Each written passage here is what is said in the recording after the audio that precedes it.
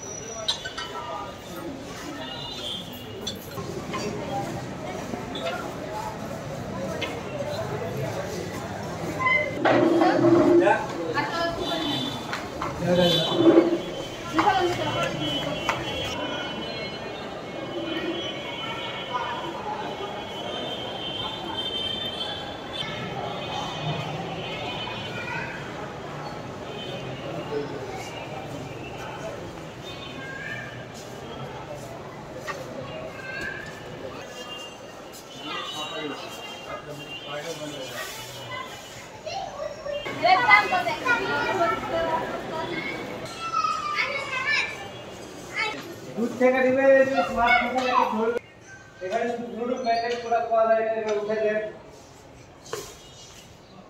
এই যে Bluetooth manage এই সাইডে ধরেন ভালো একটু ব্লুটুথ